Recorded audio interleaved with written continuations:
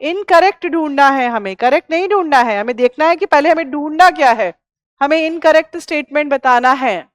Nitrogen of the first place forms the bond with the sugar in case of pyrimidines, while in purines nitrogen of the ninth place forms bond with sugar. हमेशा याद रखिए जब भी हम बात करते हैं किसकी, pyrimidine की, pyrimidine में एक हेक्सागोनल रिंग होती है और एक पेंटागोनल रिंग होती है। इस तरह से हम इस तरह से इसको हम लोग वो करते हैं, नंबरिंग करते हैं। It is 1 2 3, it is 4, it is 5 6 7 8 और ये 9th नंबर पर यहाँ पर नाइट्रोजन के साथ हाइड्रोजन होता है और यही बनाने में हेल्प करता है क्या, एन ग्लाइकोसाइडिक लिंकेज। ये किस केस में होता है, ये होता है प्यूरिन के केस में, ऑलवेज रिमेंबर।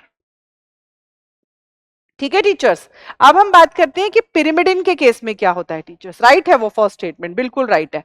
pyrimidine के केस में क्या होता है टीचर्स, जैसे थायमिन है, साइटोसिन है, यूरासिल है, उस केस में क्या होता है कि यहां पर ये जो स्ट्रक्चर होता है ना, वो एक हेक्सागोनल रिंग होती है टीचर्स, और यहां पर होता है NH, और इसको हम करते हैं first, second, it is third, it is fourth, fifth and sixth.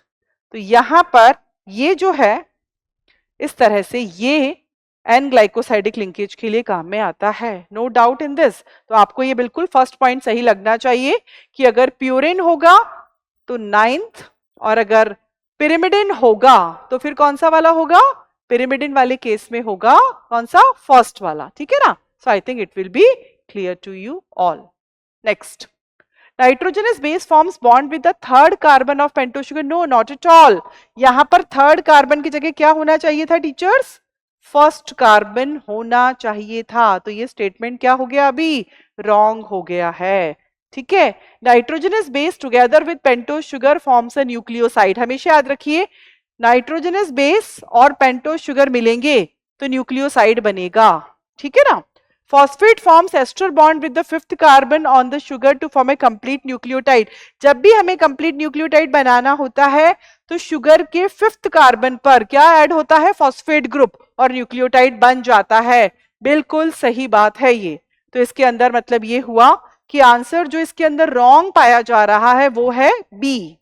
So what we need to do is, हमें इसको इस तरह से टिक करना होगा। ठीक है टीचर्स।